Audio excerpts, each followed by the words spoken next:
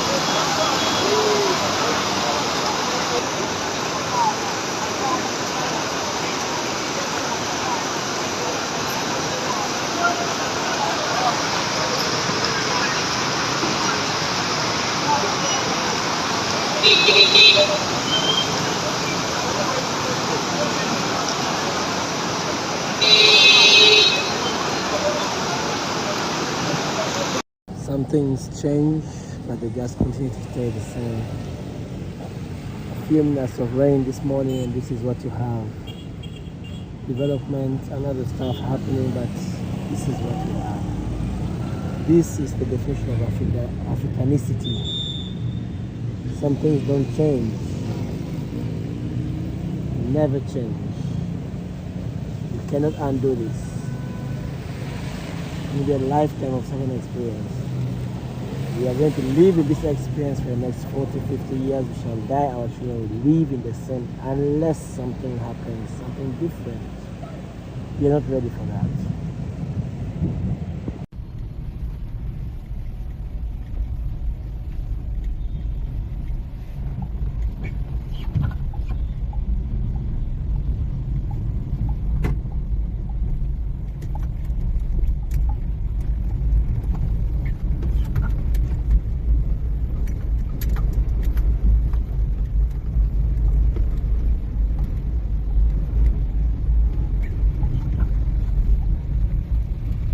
Obutambi bwentandise nabwo obwenjawulo ku vidiyo eno mukwano gwange bwe bumu kwebwo bwensobodde okubanga nkukuŋŋanyiza olunaku olwaleero ng'ennaku omwezi 18 Maachi omwaka 2026 era bwe busobola okusiigira ekifaananyi ky'embeera gye tukeereddemu olunaku olwaleero.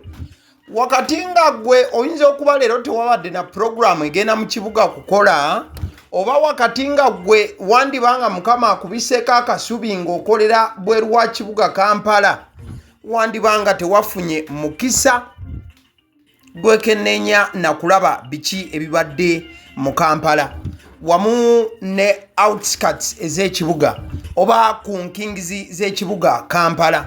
In fact, ekifaananyi ekyo ky'olaba n'ebirala era byenkugattiddeko by'ebyembeera ey'amazzi agabadde mu kibuga olunaku olwaleero oluvannyuma lw'enkuba etonnye. Bangi ababadde bagwa mu binnya ebiri mu kibuga Kampala, ewamu waliwo bino ebibadde bibikkiddwa. Bw'obadde ng'otambula teweegendereza wandyesanga ng'obadde oguddemu. Si bantu ba bigere bokka wabula n'ab'emmotoka. In fact, ekyo ekifaananyi kikubiddwamu wali ku Batabata, yes, ku stage ya Batabata Ntebe Road. Temulowooza nti embeera ebadde wakati mu Kampala wokka, wabula n'okutandika okwetoloola amazzi gafuusa amazzi olunaku olwaleero. Enkuba eyatonye bw'obanga gwe wabadde owoomereza tulo mukwano gwange etonye n'essekutonya yenna. In fact, bamaliriza nga omukulu atwala ku side eya traffic SP Kananura Michael abadde afulumiza ne information ebadde etangira abantu okugenda ku luguudo lwa Kyambogo side za Jinja Highway yebadde nno embeera gye tubaddemu olunaku olwaleero. Kale awo nno nga tuvuddewoko mukwano gwange ebifaananyi eby'enjawulo byolaba ku vidiyo eno bye by'omuterega Cuucu Beene Lukoma Nantawetwa Ssaabasajja Kabaka Ronald Muwenda Mutebi II. Olunaku olw'eggulo yasiimye n'alambula ku basuubuzi abakolera mu katale ke Katwe side awo mu Kyaddondo abaafiiriddwa emmaali yaabwe mu muliro ogwakutte mu kiro ekyakesezza olunaku lumu oluyise emabega, era ng'ebintu byabwe byasaanyeewo ne sekusaanawo yenna. Bakira omuterega alinga eyakitegedde maaso moogi nti bw'anaalabikako lyandibanga ly'essuubi lyokka abasuubuzi bano lye babadde bajja okuba nga bafuna. Bakira buli we yatuuse nga akamwenyumwenyu katta abasuubuzi era baasanyuse. Bakira bangi bafukamira okubeera nti bafuna omukisa ogubuuza ku Beene Cuucu Lukoma Nantawetwa, era kabadde kaseera kanjawulo. Ennaku zino Beene abadde tatera kusiima kulabikako, atera okubeera yeeyo mpola mpola, wabula omulundi guno we yawulidde nti ekintu kigudde kuba Ekyaddondo yasitukiddemu butereevu najja okubasaasira ate n'okubongera essuubi n'okubagumya mukadde keekamu. Ekifaananyi ky'olaba ku screen eddakiika eno kya mukulu Bosco Ssennyonjo, abangi gwe mwakazaako erya Bosco Bitanda, ono nga bwe twogerera z'embuyaga ezikunta. Oluvannyuma nno lw'okufa kwa Bosco Ssennyonjo, Namwandu wa Bosco Ssennyonjo olunaku olwaleero abadde mu kkooti. Ensonga ebatutte mu kkooti nga n'omulambo tegunnaba kubanga guziikibwa. Leka tulabe court proceeding eno katono. My Lord, there is imminent threat that the respondent together with his agents want to hurriedly bury the deceased bodies at the said ancestral home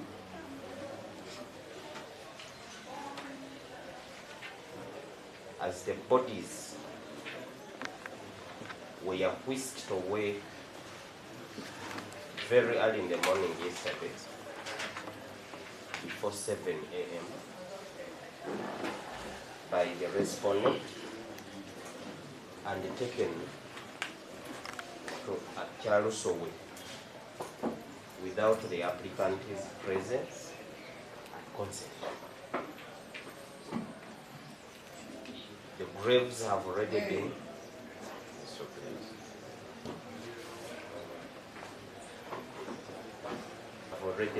dug at the said ancestral home in Chalusowe, and as of yesterday there were threats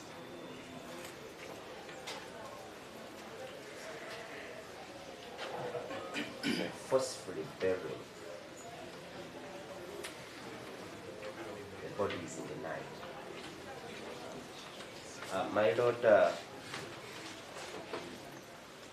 we pray still that what goes ahead we believe of course to make an order that the deceased body be kept either in a mortuary,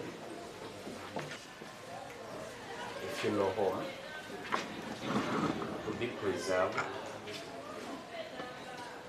pending the determination of this matter. Nsonga za Bosco Bitanda eyafudde zongedde okubanga ziranda namulandanga mabeere gambwa. Olunaku olwaleero akatambi k'enkuzannyidde ke ka court proceedings oba olutuula lwa kooti olubaddewo olunaku olwaleero. Mukyala wa Bosco Ssennyonjo Bitanda yakubye abafamire ya Bosco Bitanda mu kooti era nga ebigambo by'owulidde lawyer wa mukyala wa Bosco Bitanda omukyala ono amanyiddwa nga Jenna Bukeera. Okusinziira by'owulidde lawyer abadde ayogera abadde agamba nti waabaddewo okutiisatiisa nga batiisatiisa Namwandu babadde baagala kubanga baziika bbaawe Bosco Bitanda wabula nga baagala kumuziika ku bijja by'abajjajjaabe ate ye Namwandu ayagala Bosco Bitanda aziikibwe mu maka g'omugenzi wennyini wabadde ennyendo mukungwe oba okitegeera bagala omukyala ayagala bamuziike ku family home ennyendo mukungwe naye ate ab'ekikabbo bakalambidde Bosco bamwagala ku bijja by'abajjajjaabe kati Namwandu kyamwaliriza okubeera nga bano abatwala mu kooti enkulu era ebimu ku bigambo by'obadde owulira lawyer ayogera awo agamba nti emirambo bagyetisse ne bagitwala paka Kyalusowe endowooza kyekyalo ekyo gye baddusiza emirambo gino bagijjeewo we gyabadde girina okubeera nga giteekebwa era Namwandu we yabadde agyetaaga era nga lawyer wa Namwandu amanyiddwa nga Jenna Bukeera Namwandu ye Jenna Bukeera lawyer agambye nti bano emirambo bagitutte nga Namwandu tabawadde lukusa in fact ne gye batutte emirambo we batuuseeyo basimye dda entaana ku bijja by'abajjajja ba Bosco Bitanda wali ekyalusowe mukadde keekamu kigambibwa nti wabadde era okutiisatiisa Namwandu nti bano babadde baagala n'emirambo gino okugiziika obudde obw'ekiro kati gye bikkidde nga lawyer wa Namwandu Jenna Bukeera lawyer asabye at least kooti ekkirize emirambo gino gireme kubanga giziikibwa afazaali basooke bagitwale mu mochari gigire nga gikuumibwa eyo nga we balinda ki kooti kyenaaba esazeewo obula gye bikkidde olunaku olwaleero omulamuzi Victoria Nakintu Katamba alagidde at least enjuyi zombi zituuke ku kikkiriziganya nga kooti tennaba kubanga esalawo oyo golaba ku screen ye Simon Senyonjo Trevor omu ku baana b'omugenzi naye nno yafudde musajja wattu ate wali gwenkulaze Nakintu era naye muwala gwenkulaze omwana omuwala gwenkulaze nga sinnakulaga ono era baafa bonna basatu omulundi gumu wabula ebintu bikyagaanya okubanga batuuka ku nzikiriziganya kale ebifaananyi byolaba bifaananyi bya rhino bwe tuziyita mu lulimi oluzungu wabula mu lulimi oluganda baba baziyita nkula awo nno olaba babadde abasajja bazituusa enkula zabadde bbiri ez'ekika kya Southern White Rhinos zatwaliddwa mu Kitebo Valley National Park era nga zatuusiddwa mu kire kyakeesezza olunaku olw'eggulo yes nazirabye nga bazireeta awo simanyi abantu abaagala ebya tourism era abategeerera ddala ensonga z'okulambuula n'ebintu ebigamuko bakuyita kulambuula Kidepo Valley National Park baleeseemu enkula bbiri yes oba rhinos bbiri zajjiddwa muziwa Rhino Sanctuary Nakasongola yes ne bazitwala kipayopayo paka mu Kidepo Valley National Park abategeera ebyokulambula embeera yiyo kati bwogenda mu Kidepo Valley National Park just be sure enkulu ojja kubanga ozeegese amaaso ale nzikiriza nkutegeeze ku bannaffe aba Honeybites bagamba nti bo omulimu gwe bakola gwa kukolera byakulya eby'abaana abadda ku masomero bwe tugamba abaana abadda ku masomero saabo bokka abadda ku masomero wabula n'ababeera ewaka balina package ey'ebyokulya eby'abaana mu line efaananako bwetyo gwe bakubire bukubizo bagambe njagala package y'ebyokulya by'abaana abali ku masomero oba abaana abalya ebyokulya balina ebyokulya yogera ku daddies yogera ku binyeebwa amawogola yogera ku bagiya yogera ku cupcakes, yogera ku donuts, osobola okubafuna ku 0709 78 75 08 ate era mukadde ke kamu bw'oba oyagala ku pizza size yonna era namba y'emu ate era mukadde ke kamu bakola ne cake eza buli mukolo babayita aba honey bites. Njagala n'okutegeeza ku bannaffe aba Alson Painters UG bano basiizi ba langi era nga balina obukugu mu kusiiga langi era bamanyi ne langi ki egenda ku kizimbe kyo era mu ruumu ki tebasobola kuddira langi yandigenze mu kisenge ate ne bagisiiga mu ddiiro ey'omu dining ne bagisiiga mu kinaabiro. Nedda, Alson Painters UG omulimu gw'okusiiga langi bagukugukira ddala. Basiiga ebizimbe okuviira ddala ku ruumu emu paka ku makalina n'amakalina gwe bakubira ebukubizo bagambe nti Alson Painters UG namaliriza okuzimba ekizimbe kyange. In fact ne bw'oba olina ekizimbe nga kikadde nga olaba langi yaakyo efaanana si bulungi, Alson Painters UG bazze kugonjoola ensonga eno. Bakubire ku 0705 1936 36 be bannaffe aba Alson Painters UG. Aba Sidi Omusunsuzi ly'erinnya eryange yenze aba Sidi Omusunsuzi, yenze atuula emabega w'omuzindaalo buli lunaku era ly'eddoboozi ly'owuliriza ku mukutu guno aba Sidi Omusunsuzi ly'eddoboozi eryo era ng'omukutu kwoli gwe guno ogwagaliwo. Nagamba nti information yonna gy'olaba ku channel eno tetugattamu kintu kyonna ate tewali kye tutoolamu.